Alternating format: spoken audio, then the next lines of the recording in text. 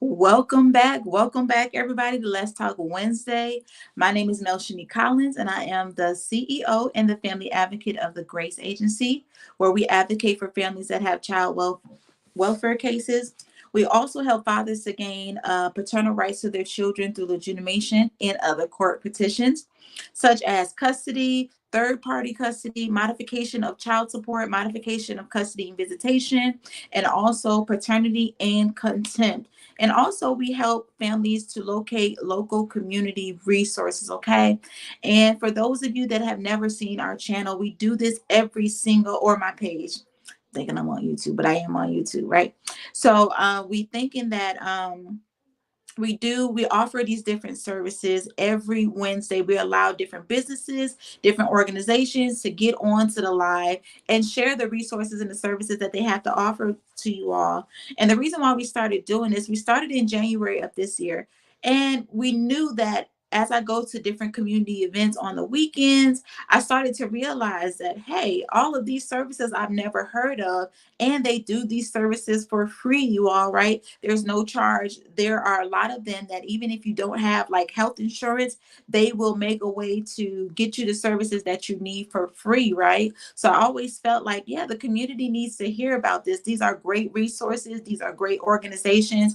And I knew that the community was in need of services. And also, you all, I'm in so many different community groups, and all I see is we need housing, we need food, we need clothes, we need different assessments. I'm trying to get my child who is special needs in this activity or in this school or in this program, and I don't know what to do, right?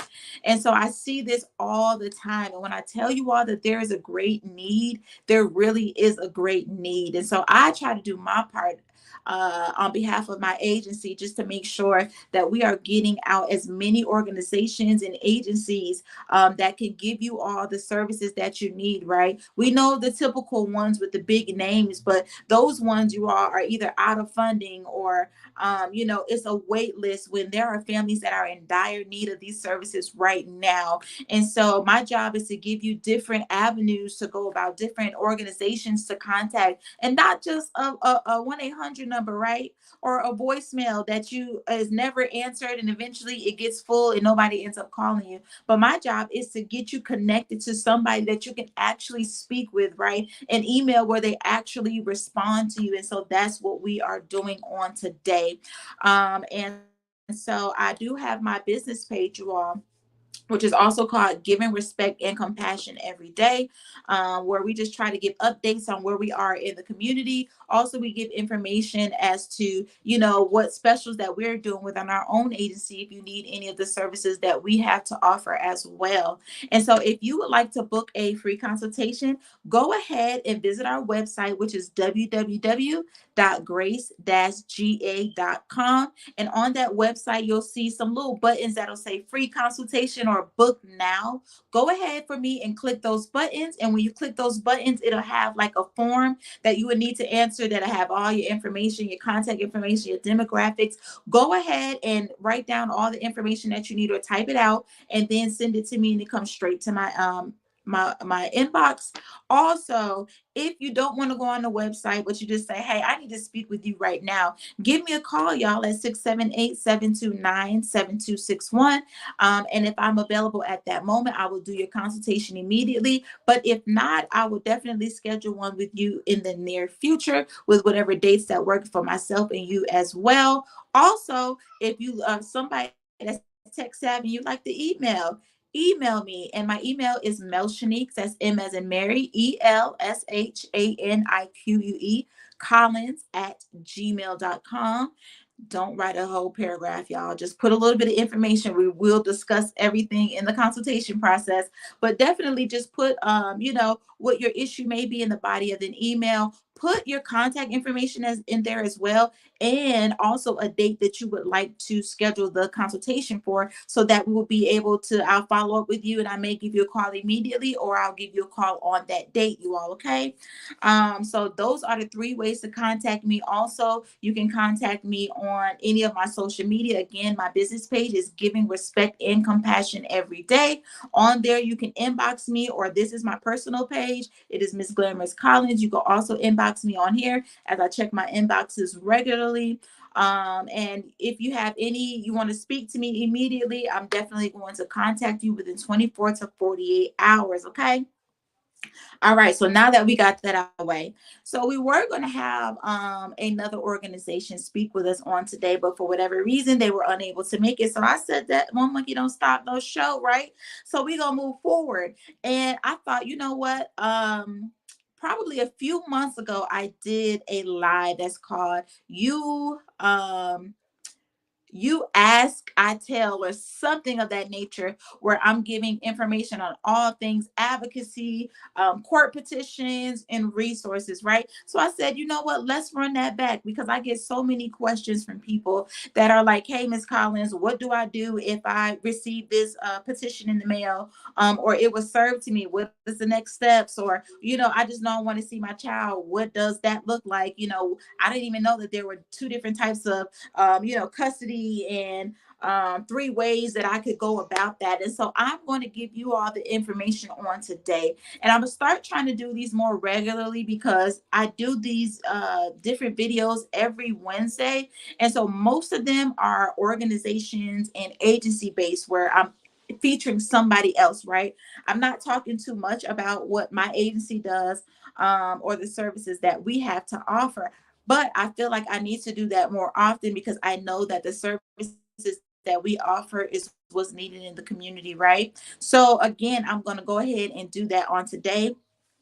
If you don't catch this live, that's okay. You can catch the replay, right?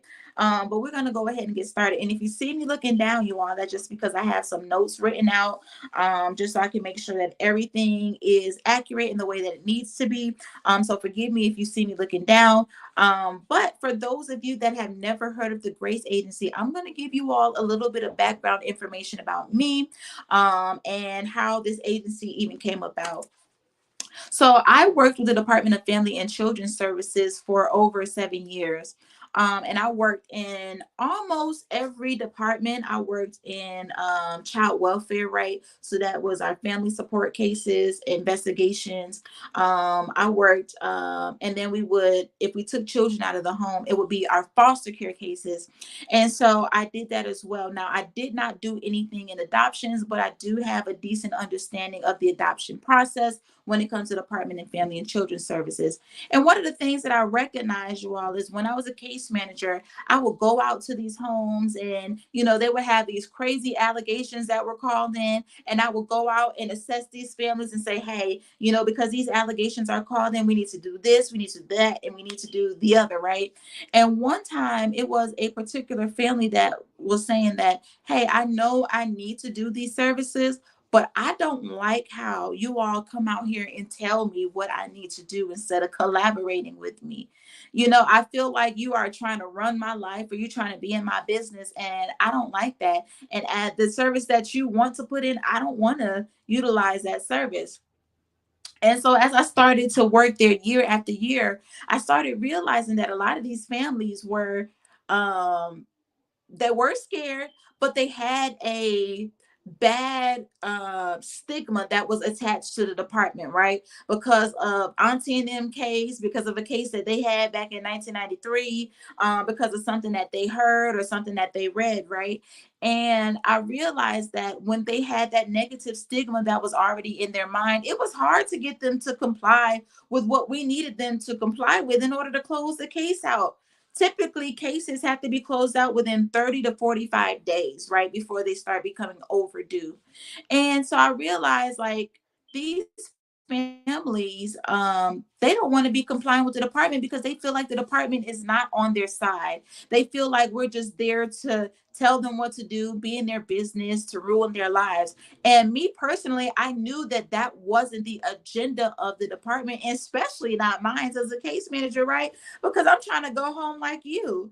But I got to do my job. I got to make sure that before I leave this premise, before I leave this household, that these children are safe and protected. And there were plenty of nights where I couldn't just go home. I had to stay there. I had to make sure that these families had appropriate, shelter, that they had placement. And so also, not just the stigma, but they also felt like they weren't being treated like humans, right? This was their most like vulnerable time. And we're coming into their home saying, hey, you did this. This allegation says you acted this way. This happened this past weekend. And it would completely turn their lives around because they weren't expecting that the department was going to be called on them. So now they're afraid. They don't know if we come there to take their children or what we came to do. And they also felt like they weren't being respected. They felt like we was just, looking at them a certain type of way, and we didn't understand what they were going through.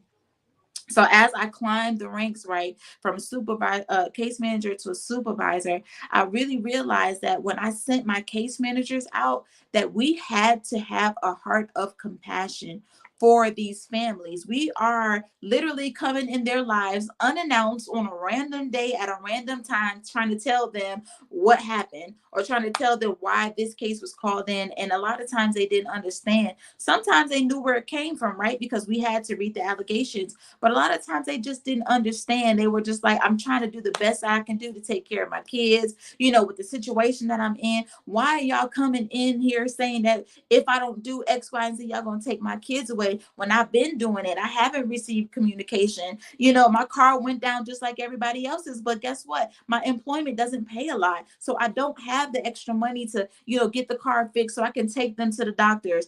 I tried calling the doctors and seeing if they, could reschedule it, or if I had somebody that could offer me MARTA passes or whatever, what have you, right? And I started realizing like, hey, if you don't go out there and have the compassion and the respect for these families the way that you would want somebody to have for you if it was your case, you're not going to get what you need, right? And you're not going to really be able to get through to the families because they're going to feel like, who are you to tell me what to do? Or who are you to put these services in? And a lot of times when I was a case manager, I literally had to do certain things to let them know that I'm a mom just like them, or I'm a human just like them, or I have issues just like them. There will be times when I would have to take my badge off and say, hey, let's just put this in the car. Let's just talk mom to mom, right? Let's just talk woman to woman. There were times when I would have to tell them my own story about my own trauma that happened in my life so that they can see that I'm not just this implant from the agency that's here to just tell on them, right? But that, hey, stuff happens to us all. And so the Holy Spirit gave me the name Grace, and it's giving respect and compassion every day. And so in my agency, that is what I strive to achieve. I want to be able to treat my families with respect and compassion every single time I have an encounter with them. And the reason being is because they're human, right? How many of us are not a paycheck away from homelessness? How many of us aren't just crashing on somebody's couch right now? How many of us, we need food stamps to keep us, eating, keep our children well? How many of us have utilized back to school events or different church events to make sure that we get the school supplies and the things that we need? There's no reason that we should look at others as below us, especially if you have a job. That doesn't mean anything because your job could be here today and gone tomorrow. And so I employ anybody that is working in a helping profession. I know that you are tired. I know that you are underworked or overworked. I know that you are underpaid, but you got to show up the best way that you know how for these families because they are looking at you, right? They are looking at the way that you treat them. They are looking at the way that you talk to them. They are looking at the way you show up because that says to them like, hey, am I a human? Right? Just because I'm going through certain things don't mean you can judge me. Don't mean you can talk down to me. Don't mean you can just shoot me to the back of the line because there's 50 more people that's waiting. Listen, society and what's going on in the world today, there is a great need, okay? And I'm telling you, a great need more so than I've ever seen, where there literally are women and children on the streets, sleeping in tents, needing food, putting pictures of their refrigerator literally on the internet, asking for somebody to bring them something so they can feed their children, where they literally have no transportation to even get to assistance. The need for finances, the need for housing, the need for food is great. And so, how dare I show up to you and act like I have never, been hungry before, like I've never been homeless, like I've always had it together, like I just, got, no, no. When you are operating in the character of Christ or with God's heart, you need to show up how God would. And God is here to meet your need. But you have to be humble. You have to have a spirit of humility. So any helping profession, if you hear me out there, when you are going and you're having these interactions with the family, I know you're tired, right? I know you're overwhelmed. But give these families the best that you can do, because you never know when you yourself might be in a situation one day and you want that same respect. You want that same compassion where you don't want someone to look at you as if you're dirty, or look at you as if, hey, were you taking drugs? Is that why you're now homeless? Or, whatever the situation is, you want somebody to say, hey, I'm here to help. It doesn't matter how you got to this situation. It doesn't matter, what happened in your life. Let me see how I can help you. I'm not here to judge. We have all been in need, right? I don't care one way or the other. I don't care if it was yesterday or 10 years ago. We all have been in need. So it is our job. Even in the word, it says, if you have something to give and somebody comes and asks you for it, you don't say, hey, I'm going to pray for you if they ask for food. You don't say, hey, I got you tomorrow. No, you give them what you have at that moment because the need is so great. I've seen so many people where there's people that's asking for food and people are telling them to call a phone number. I'm at the point now where I'm like, do you have the food or not? If you can't, children are hungry, y'all. Literally. I mean, parents out there that's trying to do the best that they can do, but do you have what they need or not? It's time out to stop judging and stop saying, yeah, that couldn't be me. Or, yeah, when I was in this situation back in 1990, this is what I did. You are. When me and my family was back in that situation, 1999, it was easy for my mom to call a shelter. And they had room and they kept us there. Now today, the shelters are overwhelmed. There is no room. They don't have enough food, enough resources to go around for everyone. So you shouldn't be shocked when you see these families like, I've called this number, I've done this, I've done that, and they don't have enough to help me. It's true. As a helping profession, it is a professional. I am telling you right now that it is true. These companies, these agencies, these organizations, they do not have the resources, you all. That's why it's taking people. And I see right here on Sherry McCoy. She has the blessing bags of warmth, where she literally takes her own money and buys things that she sees. She goes and she transports foods to family. She raises funds on social media to help these families. Y'all, it's real. There's not a lot of people like there's another group called the Dames Doing Good. There's not a lot of people like Sherry. There's not a lot of people like the Dames Doing Good group, where they literally take on families and raise resources themselves, you all. We have to help each other. We have to, because the need is so great out here that children are falling by the wayside, but then to get cases called on them because their families can't provide everything that they need. And I'm like, well, what are these families to do? The resources are so limited and few with these big name places. But again, that is why it is my job to come on here and give you all the resources. But if you don't tune into these lives, if you don't watch, I'm telling you, you're not going to get the resources that you need.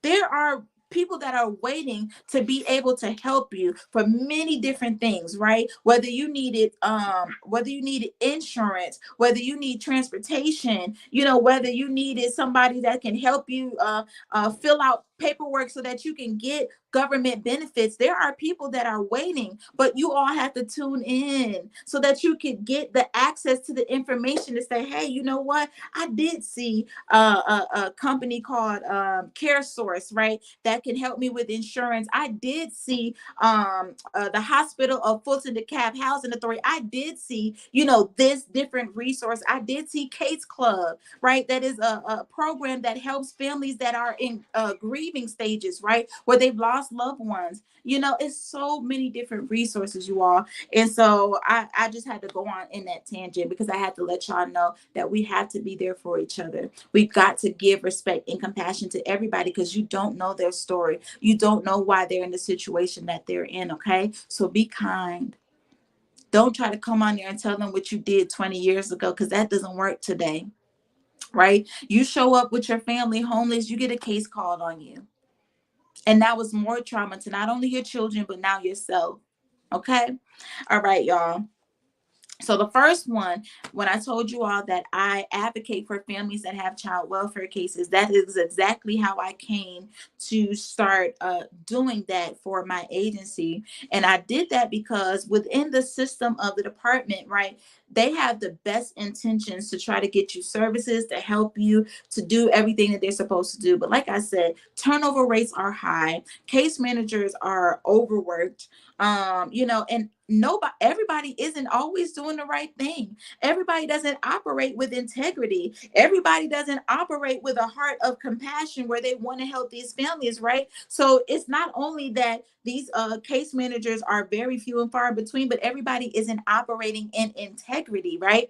And so one of the things that the Holy Spirit let me know is that, hey, these families need a voice outside of the system. These families need a voice that can say, hey, because this is going on or this is going on, this is not right.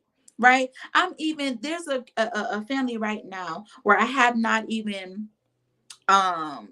solidified them yet as a client. But let me tell you, I have seen in certain counties, and I'm not going to mention the county, but I have seen where there are literally parents that have been waiting to get their children back from the system, and their children have not been given back to them.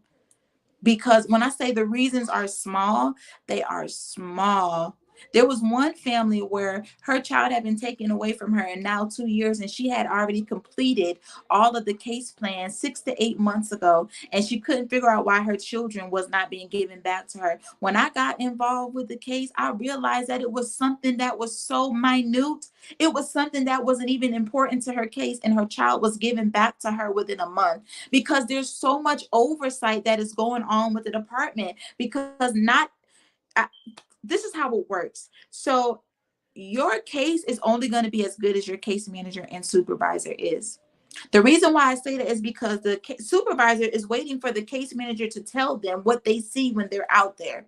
If the case manager does not do a thorough, accurate job, once that case manager goes and reports to that supervisor, the supervisor only has the picture that the case manager has painted. And if the case manager, hasn't painted a good picture, then the supervisor is going to make decisions based off of what the case manager is saying. So a case manager in your case is vital. But a supervisor, right, that has hindsight that can say, you didn't ask that question. That's picking up like, that didn't sound right. Did you do this? Did you do that? Hey, why did we make this decision? Hey, go back out there. I'm telling you, I can have my old case managers vouch for me that I will be like, we're not leaving this house until this has been done. This has been asked. Hey, did you assess this? Hey, did we get these family members? Hey, let's get this information because we wanted to make sure that while we were out there, we did the best that we could do, right? And so that is how I came to advocating for families that have DFCS cases, because I want to make sure that my agency is a bridge, right? It's not a divider, but that my agency is a bridge to make sure that the department and that the families are getting communication from each other, appropriate communication and compliance. That is the thing. And it's not just compliance from the families. It is compliance from the department as well, because there are policies and procedures in place for a reason, but there are times when those are not being followed and the families get frustrated. And the families don't know what to do. They don't know who to call. They don't know how to go about things. And that's when I come in and say, hey, let me help you to handle this the right way. Let me help you to make sure that things go in your favor in compliance with the case plan. But also, let me make sure that the department is doing everything that they need to do to make sure that these children can get back into the home safely. So that is what I do, you all. I advocate for families that have child welfare cases, and I'm talking about any case. Doesn't matter. Physical abuse, sexual abuse, medical neglect, educational neglect, it doesn't matter. Anything, I advocate for families that have those cases because I understand. I've been in the system where I've seen like, this family is not being treated fairly, right? And it's not because, again, that the department is just saying, hey, we just gonna come out here and, not do what we need to do. It's because it's so much work. Imagine you all hearing the worst stories every single day. Imagine witnessing a child's death. Imagine going out to a home, you all, and the home is terrible, it's nasty, but the family doesn't have money to get cleaning supplies, or the family doesn't have the appropriate assistance to help them, you all. So it's just, we got to be kind to each other. But that is the first facet of my agency, is that I advocate for families that have child welfare cases. So if you have a child welfare case and you got a question, give me a call at 678-729-7261. All right, you all. Secondly, the other thing that I do, and I mentioned this earlier, is that I help fathers to gain paternal rights to their children through legitimation. And how I started doing that, again, was the department, because I realized when we're going to take children out of the home, I realized that we had viable fathers, but a lot of people were making decisions to not put the children with the fathers just because these fathers weren't legitimated. And then when I would talk to the fathers, like, hey, are you legitimated? Do you have, and they would be like, what is that? I signed a birth certificate. I pay child support. I see my child, whenever I can. And it was crazy because we had placed so many children in the homes of foster parents when we could have kept them in the homes. And even with a safety plan, we could have kept them in the homes with what we call a putative father, meaning that it hasn't been legally established that they are that child's biological father, but a putative father, meaning that the mother has identified that man as that child's father. And the man had a relationship with the child, right? It's not that just because mama said Joe Schmo down the street is his child's father that the department was going to place the child with him. That's not how it works.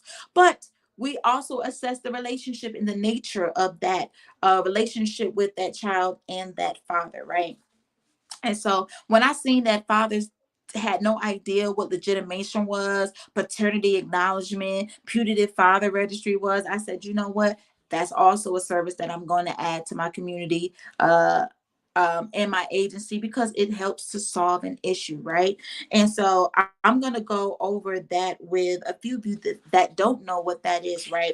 So I'm going to look at my notes. So legitimation, you all, legitimation is the legal act to show that you are that child's biological father and you also want rights to that child. And so how that goes is, the legitimation is you have to gain a legal right to that child through the courts. You have to, if you and the mom were not married when y'all had that child is a child that is born out of wedlock, and that child, you have no right to that child. In the state of Georgia, they do not recognize you as anything. So when it comes to you trying to say, hey, well, I signed the birth certificate, hey, I pay child support, that doesn't mean anything. Child support is just the legal matter of fact, birth certificate is a financial obligation to that child. So whoever signs the birth certificate, you will be financially obligated to pay for that child if the mother files for child support. Okay, that's all that is. It doesn't say that you are the biological father of that child, and it does not give you any rights to that child when it comes to seeing that child for custody and visitation. So let that be known to you all, that a birth certificate is just the financial obligation to that child. Even if the biological child did not sign it, but mom's boyfriend at the time signed it, he will be financially obligated to pay for that child. Okay? So that is what the birth certificate is. Legitimation, again, is that is a legal act that you have to do with the courts to show that you also are the biological father of the child and you want rights to that child, right? So in the legitimation, what they'll do is they'll do a DNA or a paternity test to make sure that you are that child's biological father. And then the courts will determine if you get rights to that child, meaning that, hey, the courts have saw you and identified you as this child's biological father, and now we are going to give you rights. Meaning that we're going to give you rights where you can file for a type of custody that you want, or you can file for visitation. And visitation basically is just seeing the child if you want to see the child every other weekend, or if you want to get the child doing spring break or holidays or anything like that. That is what visitation is for, you all. Okay. Now, in some counties, they do legitimation, custody, and visitation together in one petition. In other counties, no. You have to get granted legitimation first from the judge, and then you go back and file another petition for custody and visitation of that particular child. Can you do, if you got 5 baby mamas, can you do all of your petitions on the same one, all your children on the same petition? No, you cannot. You cannot, okay? They have to be separate petitions. All right, I'm gonna make this fast because y'all have been talking for 30 minutes already. Hold on. All right. So there are two types of custody. There's legal custody, and legal custody means the authority to make children decisions for the children. Physical custody is who the children are living with. Okay. So those are two different type of custody, and you can separate it, right? Where the children can physically live with the mother, but both you and the mom can make decisions for that child. But I'm gonna get into that right away. All right. So there are 3 ways to divide custody. One is sole, legal, and physical, meaning that one parent assumes decision-making responsibility and who the children spend most time with, meaning that sole, legal, and physical, meaning that only that mom or that dad has physical and legal custody, meaning that the children live with them and that one parent is the only parent that can make decisions for that child. So that is sole, legal, and physical custody. The second one is shared legal and sole physical, and that means that both parents make decisions, but the child spends most of their time with one parent. Okay. The third one is shared legal and shared physical. And that means that the parents, both parents, share decision making and the children spend equal time with both parents. So typically that's what they call split custody, right? Where the children, both parents make decisions, but the child is with the mom for 6 months out of the year, and then the child is with the dad for 6 months out of the year. They usually call that split custody, okay? But that is, again, shared legal and shared physical. Parents share decision making and children spend equal time with both parents, okay? So again, 2 types of custody, legal and physical, and 3 ways to divide custody, all right? And then there's something that's called the paternity acknowledgement. And the paternity acknowledgement is used to legitimate the relationship between a father and child. So the paternity acknowledgement is typically used for children that are under the age of 1, where a father can sign that form and a mother can voluntarily sign that form as well, where it can legitimate that child. But that form, you have to get that form from Vital Records. I also help fathers with those forms as well. I help to get the form for you and fill that form out. But typically, that is a form that I would give to my new fathers, right, where the child was just born, where instead of you having to go to court to complete that process, there's that form. You're able to say that, hey, the mother is voluntarily, without a DNA test, without a paternity test, the mother and I are voluntarily saying that I am the biological father of this child with no proof. That is what a paternity acknowledgement is that, hey, I'm believing that this mother was faithful, while we were in a relationship, while we did what we did. So I'm saying that this child is mine. I know that this child is mine. That is what a paternity acknowledgement is for. And again, you cannot do a paternity acknowledgement form after the child is the age of 1, right? It has to be done, and you have to sign it. The mother has to sign it. It has to be notarized, and you have to turn that into Vital Records, okay? And it cannot be signed if the mother was married 10 months prior, or if another father is listed on the birth certificate. Also, you cannot use that document if the child is over the age of 1 when the document is signed. It has to be signed and completed before that child reaches the age of 1. Because if it's after that child is 1, then now you have to go through the regular legitimation process in the county that your child resides in. Okay. And you must, again, file that with the state office of vital records. The mother or the father can rescind this agreement within 60 days. So let's just say everything was happy, you had the child, y'all loved each other, but if something happened and you start finding out that mom wasn't faithful, or another man start coming around, you can rescind that voluntary agreement within 60 days. Okay. Now, it will not change the father's name on the birth certificate, as a court order must be done to remove that. So the father, he can say, you know what, something is fishy here. I don't know if I'm this child's biological father now. I'm going to just rescind that, meaning that he has to re-sign that form. And it's a form from Vital Records saying that this child, I don't know, I want to rescind this. It was a mistake that I signed it. But it won't take his name off of the child's birth certificate. They have to literally go to court to do that. Okay.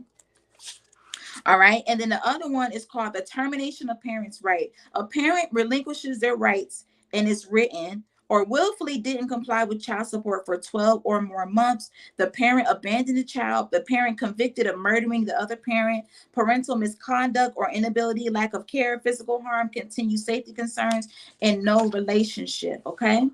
So that is what the termination of a parent's rights are, is when a parent relinquishes their rights, meaning that they wrote down something, said that I no longer want to be the parent of this child. I cannot do it. They that willfully did not comply with the child support for 12 or more months, parent abandoned child, parent convicted of murdering other parent, parental misconduct or inability, meaning lack of care, physical harm, continued safety concerns, etc., and no relationship. That is the only time that you can terminate a parent's rights. Okay. And then there's also something else called the child abandonment warrant. And it is a probable cause warrant to determine if a child has been abandoned. And that means 30 days of no visitation or financial support. And you can go and do a child abandonment warrant through the magistrate courts. Okay. And so I had to do a synopsis of the things that our agency offers, right? And also the putative father registry. Let me talk about that. The putative father registry is where a father can fill out a form. He cannot get any custody or visitation of that child. And again, it does not give him any legal rights. But that father is able to say, hey, if the mother gets involved into some criminal act and the mother is arrested, or the mother tries to put up my child for adoption, or a defects case is called and my child is taken out of the home, I want to be notified. And that is what a putative father registry does. It notifies that father when any of those court actions take place, so that the father can step up and try to establish a relationship or rights with that child. Okay. So I gave you all a very, very quick synopsis of all the things that we do at my agency. And again, we also connect families to local community resources. So families call me all the time and say, hey, Ms. Collins, I need this resource. Hey, can you help me to find this? Hey, can you help me to find that? And I do my best to help them find those different resources. Okay. So again, you all, if you need my services, or if you want to talk more in person, definitely give me a call. Again, my number is 678-729-7261. Also visit my website, which is www.grace-ga.com. Also, you can email me at melshaniquecollins@gmail.com. My social media is Giving Respect and Compassion Every Day, and that is for my Facebook. And then on Instagram is G.R.A.C.E.LLC.